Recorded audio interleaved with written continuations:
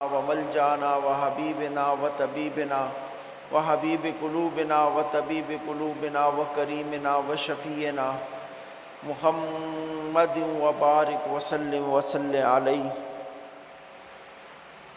مولا یا صلی وسلم دائما ابدا علی حبیبک خیر الخلق کلہم والحبیب الذی ترجى شفاعته لكل حول من الاحوال مقتحم۔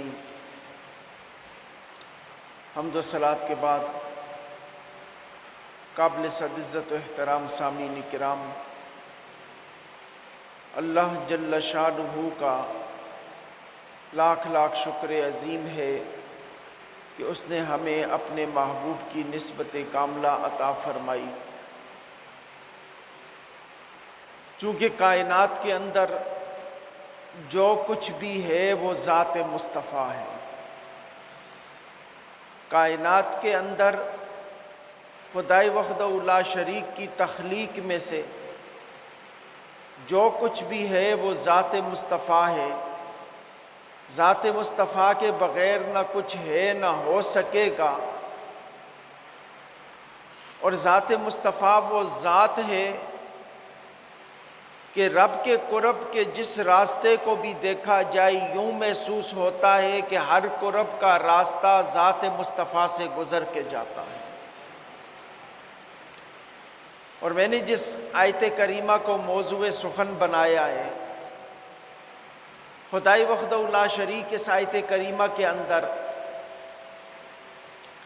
ہمارے محبوب، ہمارے آقا اور اپنے محبوب کی ایک شان رحمت کا ذکر فرما رہا ہے، ایک ایسی شان کا ذکر فرما رہا ہے کہ وہ شان کہ جس شان کا محتاج کل عالم کل زمانہ خدا نے اس شان کا محتاج کر دیا ہے۔ خدا ارشاد فرما رہا ہے کہ وَلَوْ أَنَّهُمْ، اور اگر بے شک وہ اس ظلم، جس وقت وہ ظلم کریں انفسہم اپنی جانوں پر، تو فرمایا جاؤ کا محبوب وہ تیرے پاس آ جائیں، فاستغفر اللہ وہ تیرے پاس آ کے اپنے رب سے معافی مانگے، واستغفر لہم الرسول اور ان کے لیے رسول معافی مانگے، فوجد اللہ تواب الرحیم تب وہ اللہ کو توبہ قبول کرنے والا اور رحم کرنے والا پائیں گے۔ اب ذرا توجہ چاہتا ہوں، اس آیت کریمہ کے اندر خدائے وحدہ لا شریک نے بڑا کمال ارشاد فرمایا کہ وَلَوْ أَنَّهُمْ إِذْ ظَلَمُوا أَنفُسَهُمْ، کہ بے شک جب وہ اپنی جانوں پہ ظلم کر بیٹھیں۔ ظلم کیا ہے؟ کہ جس چیز کا رب نے حکم دیا اس کام کی حکم عدولی کر بیٹھیں، نافرمانی کر بیٹھیں، رب کے حکم کو نہ مان سکیں، اپنی قوت اور بساط کے مطابق تو کوشش کریں لیکن رب کے حکم کو نہ مان سکے، گناہ کر بیٹھیں، ظلم کر بیٹھیں۔ اب ظلم دو صورتوں میں، ایک ظلم گناہ کی صورت میں ہے، اور دوسرا یہ کہ وہ اپنی جانوں پہ ظلم کر بیٹھیں، رب کی کوئی ایسی حکم عدولی کر بیٹھیں جو گناہ تو نہ ہو لیکن خطا ہو۔ تو خدائے وحدہ لا شریک فرماتا ہے جاؤ کا محبوب وہ تیرے پاس آ جائے۔ اب حق تو یہ بنتا ہے کہ ظلم اپنی جانوں پہ کیا، معاف کرنے والا رب ہے، وہ رب کے پاس جاتے، خدا کہتا میرے پاس آ جاؤ، مسجد میں آ جاؤ، میرے گھر میں آ جاؤ، بیت اللہ میں آ جاؤ، لیکن خدا کہہ رہا ہے نہیں، محبوب وہ تیرے پاس آئیں۔ مولا کائنات حکمت کیا ہے؟ حکمت کیا ہے کہ تو کہہ رہا ہے اپنی جانوں پہ ظلم کر بیٹھے تو محبوب تیرے پاس آ جائیں؟ اس میں حکمت کیا ہے؟ تو آل محبت بڑی پیاری حکمت لکھتے ہیں، فرماتے ہیں کسی کے خوش ہونے یا ناراض ہونے کا اظہار اس کے چہرے سے پتہ چلتا ہے۔ خوش ہونے اور ناراض ہونے کا اظہار اس کے چہرے سے پتہ چلتا ہے۔ تو جس وقت رب وجود سے پاک ہے، چہرے سے پاک ہے، رب کائنات اپنی شان اور قدرت کے مطابق چہرہ رکھتا ہے، عام آنکھ دیکھ نہیں سکتی، رب کو دیکھ نہیں سکتی، تو پتہ کیسے چلے کہ رب راضی ہے یا ناراض ہے؟ فرمایا اس کا آسان راستہ ہے، میرے محبوب کے پاس آ جاؤ، میرے محبوب کے دربار پہ آ جاؤ، اگر محبوب کے چہرے پہ تبسم آ گیا تو سمجھ لینا رب راضی ہے، اور اگر محبوب کے چہرے پہ تبسم نہ آیا تو سمجھ لینا کہ رب ناراض ہے۔ مولا کائنات وجہ کیا ہے؟ فرمایا میری خوشی کا اظہار میرے مصطفیٰ کے چہرے سے پتہ چلتا ہے، محبوب خوش ہو تو رب خوش ہوتا ہے، اور اگر کملی والا ناراض ہو جائے تو رب ناراض ہو جایا کرتا ہے۔ فرمایا جاؤ کا، محبوب تیرے در پہ حاضر ہو جائے، تیرے پاس آ جائیں، آ کے کیا کریں؟ فرمایا فاستغفر اللہ، اپنے رب سے معافی مانگے۔ مولا تو معاف کر دے گا؟ فرمایا معاف کرنا ہوتا تو محبوب کے دروازے پہ کیوں بھیجتا؟ معاف کرنا ہوتا تو نبی کا در کیوں دکھاتا؟ مولا پھر کیا کریں؟ تیرے محبوب کے دروازے پہ آئیں، پھر تجھ سے معافی مانگے، تو راضی تب بھی نہیں ہوگا، راضی کب ہوگا؟ فرمایا ہاں، جب محبوب کے قدموں میں پہنچو گے نا، میرا محبوب تمہارے قلب انور پہ نظر کرے گا، تمہارے دل پہ نظر کرے گا، دل میں خوف خدا ہوا، دل میں محبت مصطفیٰ ہوئی، دل میں الفت مصطفیٰ ہوئی، دل میں چاہت مصطفیٰ ہوئی، محبوب نظر کرے گا۔ جس وقت محبوب کی نظر تمہارے دل پہ کرے گی، دل کی کیفیات اجل کے نبی کے سامنے آ جائیں گی، رسول اللہ کی نگاہوں کے سامنے آ جائیں گی۔ جب میرا محبوب دیکھے گا کہ سچے دل سے توبہ کر رہا ہے، سچے دل سے مانگ رہا ہے، تب میرا محبوب بھی کہے گا مولا تیرا بندہ ہے معاف کر دے، میرا امتی ہے معاف کر دے، مولا تیری مخلوق ہے معاف کر دے۔ فرمایا جس وقت تمہارے معافی مانگنے کے انداز محبت کو میرا محبوب دیکھے گا تو وہ کہے گا مولا اسے معاف کر دے، ادھر محبوب کی زبان سے نکلے گا ادھر میں خدا تمہیں معاف کر دوں گا۔ فرمایا فاستغفر اللہ، اللہ سے معافی مانگے، واستغفر لهم الرسول، تو پھر میرا محبوب بھی ان کے لیے معافی مانگے۔ ان دو صورتوں کے اندر اب ذرا دیکھیے تو صحیح، خدا یہ نہیں کہہ رہا کہ میرے گھر میں آ جا، خدا کہہ رہا ہے نبی کے گھر میں چلا جا۔ اب ذرا دیکھیے محبت کا انداز، گھر خدا کا بھی مدینے میں، گھر مصطفیٰ کا بھی مدینے میں، لیکن خدا کہہ رہا ہے خدا کا گھر مکہ میں، مصطفیٰ کا گھر مدینے میں، دونوں ایک ملک کے اندر 450 کلومیٹر کا فاصلہ ہے، اتنی مسافت بھی نہیں ہے، لیکن پوری عالم انسانیت کو یہ کہا جا رہا ہے جب اپنی جانوں پہ ظلم کرو تو میرے مصطفیٰ کے گھر میں چلے جانا۔ نبی کا گھر وہ امن والا گھر ہے، نبی کا گھر وہ رحمتوں والا گھر ہے، نبی کا گھر وہ چاہتوں والا گھر ہے کہ جو نبی کے گھر میں گھس گیا، جو نبی کے گھر میں چلا گیا، نبی کے گھر میں داخل ہو گیا، داخل ہونا اس کا کام ہے، گناہوں کو بخشنا مجھ رب کا کام ہے۔ فرمایا فاستغفر اللہ واستغفر لهم الرسول لوجد اللہ تواب الرحیم، فرمایا پھر وہ رب کو توبہ قبول کرنے والا اور رحم کرنے والا پائیں گے۔ اور دیکھیے ذرا، جب خدائی وحدہ لا شریک نے فرمایا نا وَلَوْ أَنَّهُمْ، اور بے شک اگر وہ، اب وہ کسی محسوس سمت کی طرف خدا نے اشارہ نہیں کیا، اب اس وہ میں شامل کون کون ہے؟ کہ خدا کہہ رہا ہے نا کہ بے شک وہ جب اپنی جانوں پہ ظلم کر بیٹھیں تو اس وہ میں شامل کون کون ہے؟ یاد رکھیں انسانی تخلیق 3 مراحل میں تھی۔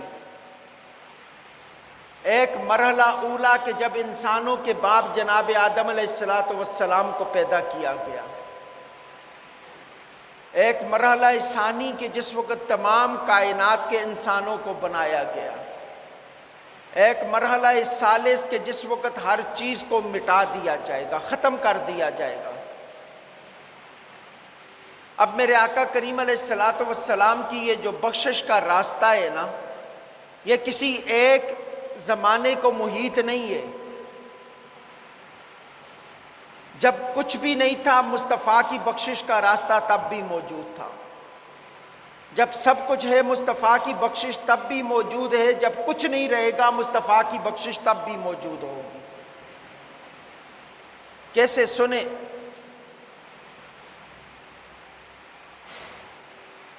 جناب آدم علیہ السلام کو جب رب کائنات نے تخلیق کیا،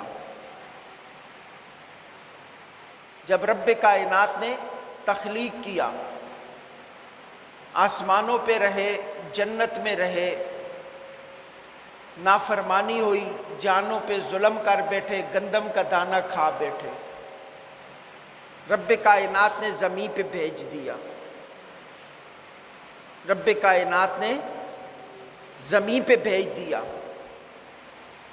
اب جب وقت یہاں پہ آئے، اولاد ہوئی، بچے ہوئے، جناب اما حوا سے نکاح ہوا، بیوی ہوئی، بچے ہوئے، ایک کثیر انسانیت کا سلسلہ شروع ہوا۔ جب وقت وصال آیا تو اپنے بیٹے حضرت شیس علیہ السلام کو بلایا اور کہا بیٹا میں دنیا سے جا رہا ہوں، لیکن ایک نسخہ کیمیا تجھے بتا کے جا رہا ہوں، اور یہ اپنی اولادوں کو بتانا، وہ اپنی اولادوں کو بتائیں، یہ نسل در نسل تمہاری نسل میں چلنا چاہیے۔ عرض کی ابا جان وہ کون سا نسخہ ہے، وہ کون سی چیز ہے؟ فرمایا بیٹا جب بھی کوئی زندگی میں مصیبت پڑے نا، اس میں محمد کو وسیلہ بنانا، خدا تیری مصیبتوں کو دور کر دے گا۔ اب جناب آدم علیہ السلام اپنے بیٹے کو وصیت کر رہے ہیں، کہہ رہے ہیں بیٹا جب بھی کوئی مصیبت پڑے اس میں محمد کو وسیلہ بنانا، خدا تیری مصیبتوں کو دور کر دے گا۔ عرض کی ابا جان ذرا یہ تو بتائیے نا، یہ نام نامی اس میں گرامی کون سی ذات کا ہے؟ میں نے تو آسمان کے فرشتوں میں بھی کسی کا یہ نام نہیں دیکھا، آپ کی اولاد میں کسی کا بھی یہ نام نہیں ہے، یہ ہستی کون سی ہستی ہے؟ فرمایا بیٹا یہ ہستی وہ ہے کہ جس وقت خدائے وحدہ لا شریک نے میرے جسم کے اندر روح پھونکی تو میں نے اپنی آنکھ کھولی تو خدا کے عرش پہ خدا کے نام کے ساتھ یہ نام لکھا ہوا دیکھا، خدا کے عرش کے اوپر یہ نام لکھا ہوا دیکھا۔ بیٹا میں جس وقت عرش پہ گھوما، عرش کے ہر کنگرے کے اوپر میں نے اس میں محمد لکھا دیکھا۔ فرمایا بیٹا طوبہ کے پتوں کے اوپر میں نے اس میں محمد لکھا دیکھا، عرش کے ہر چوبارے پہ اس میں محمد لکھا دیکھا، جنت کے درختوں کے پتوں پہ اس میں محمد لکھا دیکھا، فرشتوں کے ماتھے پہ اس میں محمد لکھا دیکھا، حورے کے سینے پہ اس میں محمد لکھا دیکھا۔ فرمایا بیٹا میں جدھر بھی گیا کائنات کے اندر مجھے اس میں محمد لکھا نظر آیا، تو میں نے اپنے رب سے پوچھا مولا ذرا یہ تو بتا یہ نام نامی کس ذات کا ہے، کس ذات کا ہے کہ جو تو نے کائنات کی ہر چیز کو سجایا ہوا ہے؟ مجھے محسوس یہ ہوتا ہے کہ مولا حکومت تیری ہے، سلطنت تو نے محمد کو عطا کر رکھی۔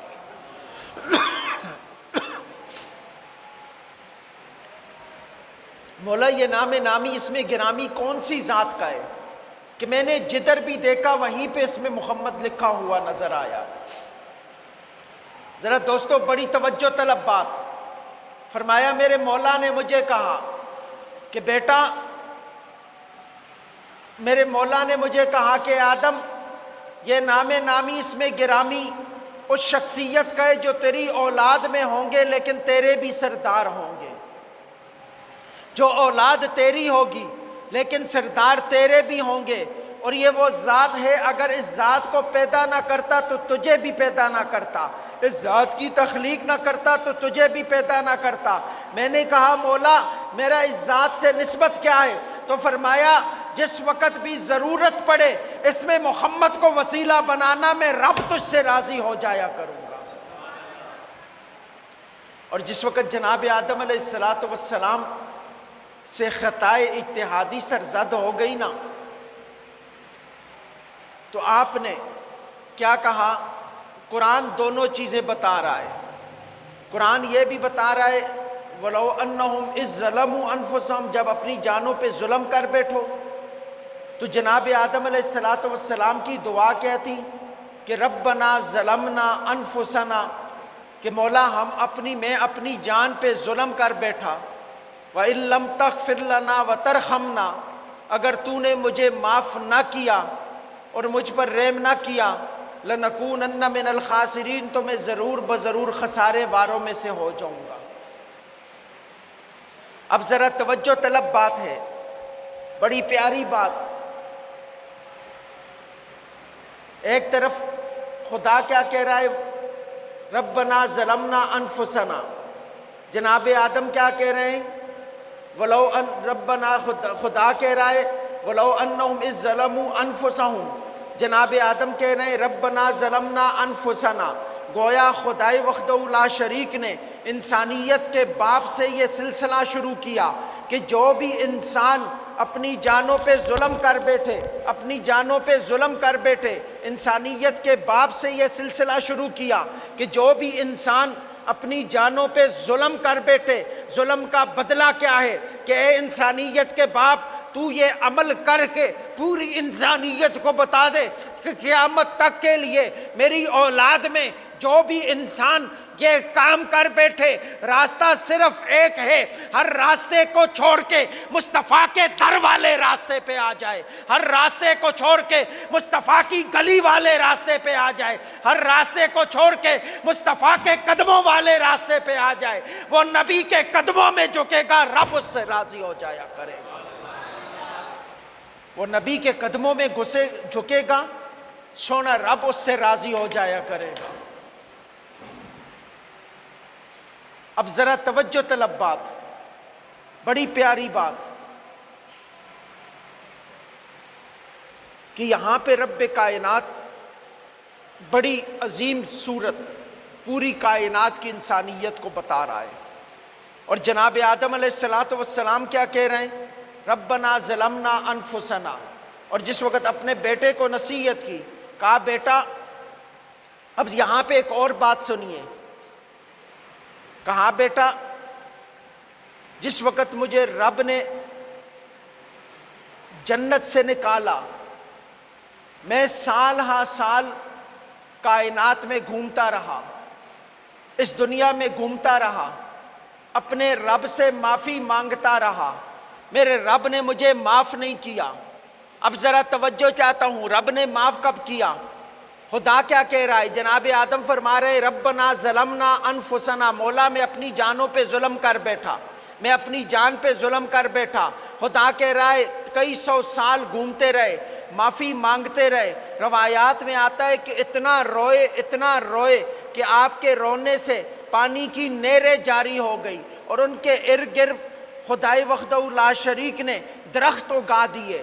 اتنا جناب آدم کے رونے سے پانی، آنسو سے نہریں جاری ہوئی اور درخت اس سے اگ پڑے۔ اب ذرا توجہ چاہتا ہوں، بڑی پیاری بات، مولا پھر معاف کیسے کیا؟ خدا کا قرآن بتاتا ہے فَتَلَقَّىٰ آدَمَ مِن رَبِّهِ کلمات، کہ آدم کو اس کے رب نے کلمات سکھائے۔ فَتَلَقَّىٰ آدَمَ مِن رَبِّهِ کلمات، آدم کے رب کی طرف سے آدم کی طرف اس کے رب نے کلمات کا القاء کیا۔ وہ کلمات کیا تھے؟ اب جناب آدم سے پوچھتا ہوں، آدم بتائیے وہ کلمات کیا تھے؟ آپ نے اپنے بیٹے کو کہا بیٹا کئی سو سال روتا رہا، میرے رب نے معاف نہ کیا، پھر ایک دن دل میں خیال آیا، آدم جب آنکھ کھولی تھی آسمانوں پہ اسم محمد لکھا دیکھا، جنت کے درختوں پہ اسم محمد لکھا دیکھا، طوبا کے پتوں پہ اسم محمد لکھا دیکھا، سر سجدے میں رکھا اور عرض کی مولا مجھے اسم محمد کے تصدق سے معاف کر دے، ذات محمد کے تصدق سے معاف کر دے۔ فرمایا ادھر ذات مصطفیٰ کو وسیلہ بنایا، ادھر میرے رب نے کہا کہ جا آدم تجھے معاف کر دیا، اب بتا میرے مصطفیٰ کو جانا کیسے؟ فرمایا جا آدم تجھے معاف کر دیا، اب بتا میرے محبوب کو جانا کیسے، میرے محبوب کو پہچانا کیسے؟ تو تب آدم علیہ السلام نے بتایا کہ مولا اب ذرا دیکھیے نا، خدا کا قرآن کہہ رہا ہے، میری اور آپ کی بات نہیں، کہ فَتَلَقَّى آدَمَ مِن رَبِّهِ کلمات، کہ آدم کی طرف اس کے رب نے کلمات بھیجے۔ وہ کلمات کیا تھے؟ کہ جناب آدم کئی سو سال روتے رہے، معافیاں مانگتے رہے، رب نے معاف نہیں کیا، پھر خود ہی دل میں خیال ڈالا کہ آدم میرے مصطفیٰ کو وسیلہ بنا کے تو دیکھ، میرے مصطفیٰ کے توسط سے مانگ کے تو دیکھ، میرے مصطفیٰ کے وسیلے سے مانگ تو دیکھ۔ ادھر آدم نے اسم محمد کو وسیلہ بنایا، ادھر خدا نے معاف کر دیا۔ وَلَوْ أَنَّهُمْ إِذ ظَّلَمُوا أَنفُسَهُمْ، جب اپنی جانوں پہ ظلم کرو دروازہ مصطفیٰ پہ آ جاؤ، خدا معاف کر دے گا۔ یہ تو تھی بات انسانیت کی ابتدا کی۔ اب ذرا توجہ چاہتا ہوں، جس وقت یہ کائنات بن گئی، پوری مخلوق کو بنا دیا رب کائنات نے، پھر بھی راستہ یہی تھا کہ ہر در کو چھوڑ کے در مصطفیٰ پہ آؤ گے تو رب معاف کرے گا، در مصطفیٰ پہ آؤ گے تو رب معاف کرے گا، نہیں تو خدا معاف نہیں کرے گا۔ کیسے؟ اب ذرا دیکھیے، غزوہ خیبر کا موقع ہے، غزوہ خیبر کا موقع ہے۔ ایک حبشی غلام کسی یہودی کی بکریاں چرایا کرتا تھا، حبشی غلام کسی یہودی کی بکریاں چرایا کرتا تھا، اسود اس کا نام تھا، میرے آقا نے اس کا نام بدل کے عبداللہ اس کا نام رکھا۔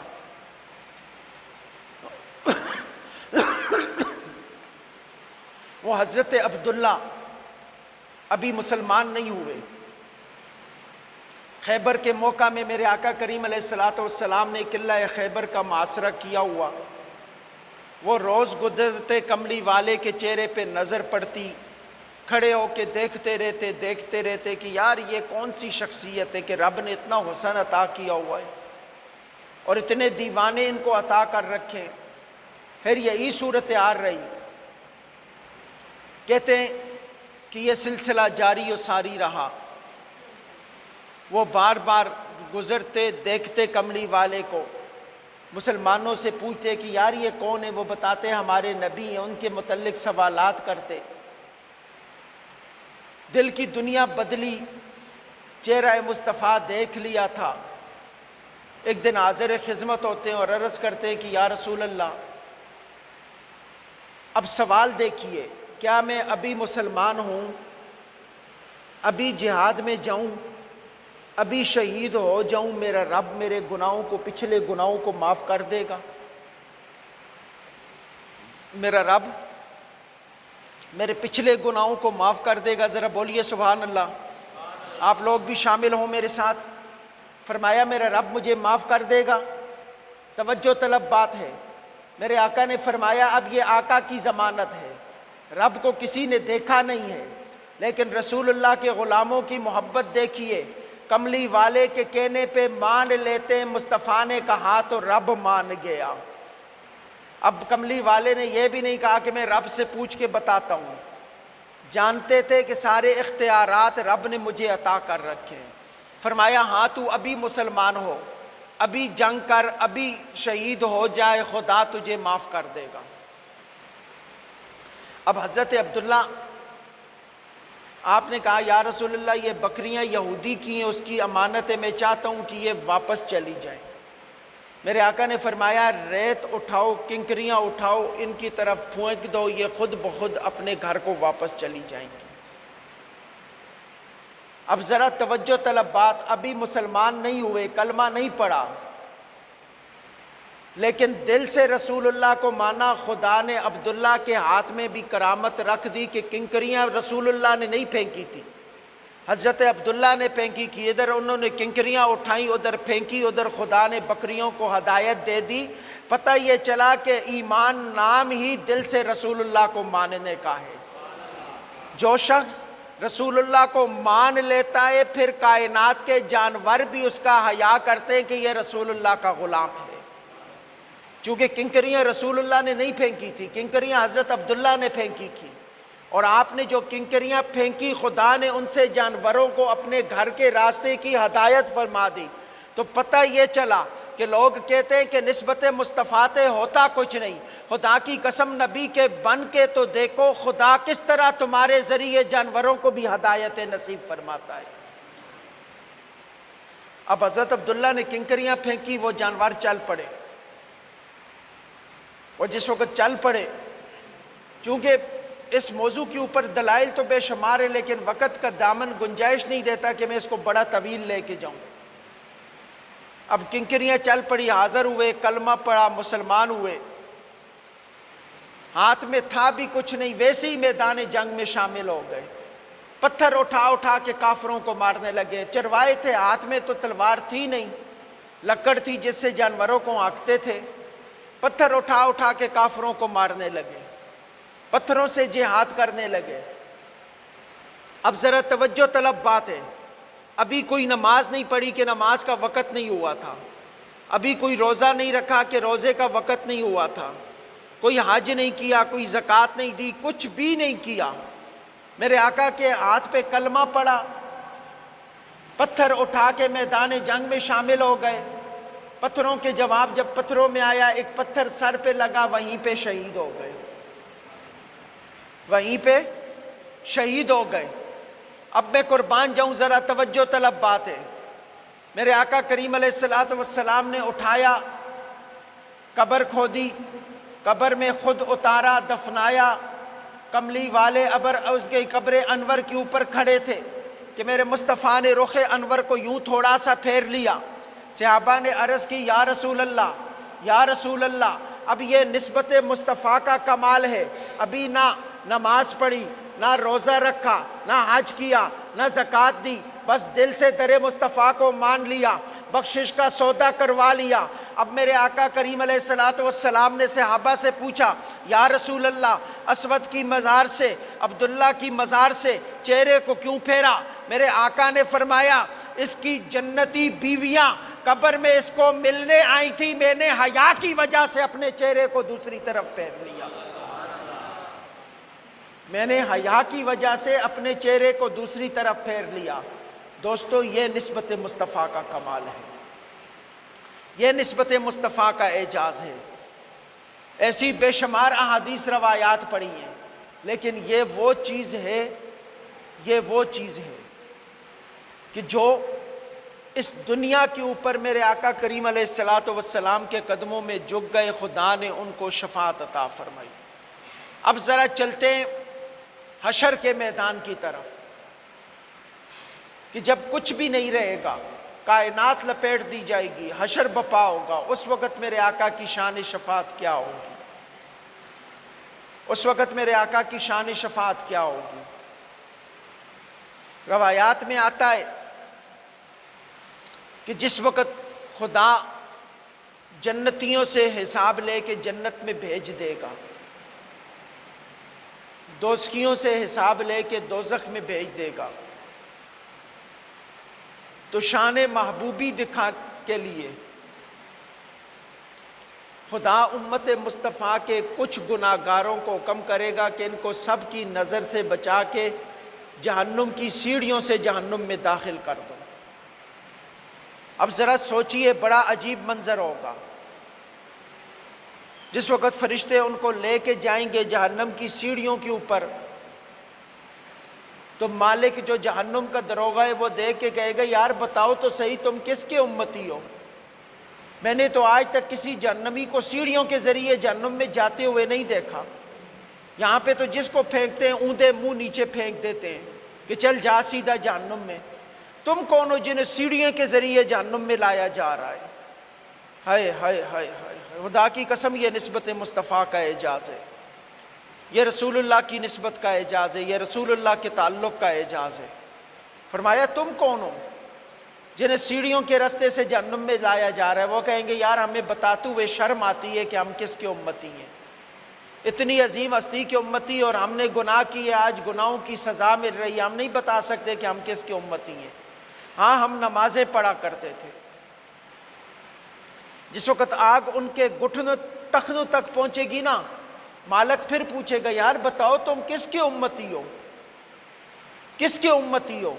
کہ میں نے تو آج تک کسی جہنمی کے ساتھ یہ سلوک، یہ محبت نہیں دیکھی جو رب کائنات تمہارے ساتھ کر رہا ہے، کہ آپ کو آہستہ آہستہ اوپر کر رہا ہے۔ نہیں تو یہاں تو جس کو جہنم میں پھینکا جاتا حکم یہی ہوتا ہے کہ بس اس کو فل جلا دو، آنکھ بڑے آہستہ سے تمہارے ٹخنوں تک پہنچ رہی۔ وہ کہیں گے ہمیں بتاتے ہوئے شرم آتی ہے، ہم روزے رکھا کرتے تھے۔ پھر حکم ہوگا آگ کو بلند ہونے دو، ان کے گھٹنوں تک پہنچنے دو۔ جب آگ گھٹنوں تک پہنچے گی پھر مالک سوال کرے گا یار کون ہو اب تو بتا دو۔ کتنا نرم رویہ، اتنا نرم طریقہ میں نے تو کسی جہنمی کے ساتھ پوری زندگی میں نہیں دیکھا، ہو کون تم؟ وہ کہیں گے کہ ہم زکوٰۃ دیا کرتے تھے، ہمیں بتاتے ہوئے شرم آتی ہے کہ ہم کس کی امتی ہیں۔ پھر جس وقت آگ کو حکم ہوگا کہ ان کی ناف تک بلند ہو، پھر آگ ناف تک بلند ہوگی، مالک پھر وہی سوال کرے گا، وہ پھر وہی جواب دیں گے۔ پھر حکم ہوگا کہ آگ کو ان کے سینوں تک بلند کرو۔ جس وقت آگ سینوں تک بلند ہوگی تو آگ کی بڑک ان کے چہرے تک پہنچے گی۔ خدا کہے گا نہیں نہیں، اس آگ کو ان کے چہروں سے نیچے کر لو۔ رسول اللہ کے غلاموں سنو، جہنم میں بھی تمہارا امتیاز یہی ہوگا کہ نسبتیں جب مصطفیٰ کی ذات سے جڑ جاتی ہیں، تعلق جب مصطفیٰ کی ذات سے جڑ جاتے ہیں، پھر خدا عذاب بھی بڑے طریقے سے دیتا ہے کہ یہ میرے محبوب کے امتی ہے۔ فرشتوں کو حکم ہوگا کہ ان کی زبانوں سے آگ کو نیچے کر لو، کیونکہ اس زبان سے یہ میرے مصطفیٰ پہ درود و سلام پڑھا کرتے تھے۔ ہائے ہائے ہائے ہائے ہائے، اس زبان سے یہ میرے مصطفیٰ پہ درود و سلام پڑھا کرتے تھے، آگ کو نیچے کر لو۔ یار اور کیا چاہیے نسبت مصطفیٰ کے اعجاز سے؟ خدا کی قسم کسی نبی کے امتی کو یہ اعجاز نہیں ملا جو رسول اللہ کے غلام ہونے سے ہمیں مل گیا ہے، جو مصطفیٰ کی نسبت سے ہمیں مل گیا ہے، جو مصطفیٰ کے تعلق سے ہمیں مل گیا ہے۔ خدا کی قسم کسی نبی کی امتی کو یہ اعجاز نہیں ملا۔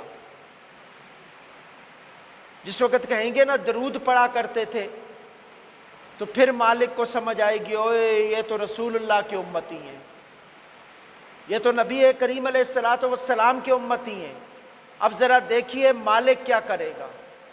روایات میں آتا ہے مالک جہنم کے دروازے میں کھڑے ہو کے جنت کی طرف منہ کر کے یہ آواز لگائے گا، حدیث کے الفاظ ہیں یا محمدہ یا محمدہ یا ابو القاسمہ یا ابو القاسمہ، آئیے کہ آپ کے امتی جہنم میں جر رہے ہیں، یا رسول اللہ پہنچئے کہ آپ کے امتی جہنم میں جر رہے ہیں۔ خدا کی قسم یہ مصطفیٰ کے غلاموں کا اعجاز ہے کہ مالک خود جہنم کے دروازے پہ کھڑے ہو کے میرے مصطفیٰ کو پکارے گا اور کہے گا کہ یا رسول اللہ یا محمدہ پہنچیے آپ کے امتی جہنم میں جر رہے ہیں۔ خدا کی قسم میں قربان جاؤں اس نبی کے، میں قربان جاؤں اس نبی کے، کملی والے جنت سے نکلیں گے، اپنی اونٹنی پہ پہنچیں گے اور اسے کہیں گے کہ چل جہنم کے دروازے پہ میرے امتی جہنم میں جر رہے ہیں۔ خدا کی قسم یہ دیکھیے، یہ اعجاز ہے میرے مصطفیٰ کی نسبت کا، یہ اعجاز ہے میرے مصطفیٰ کے تعلق کا۔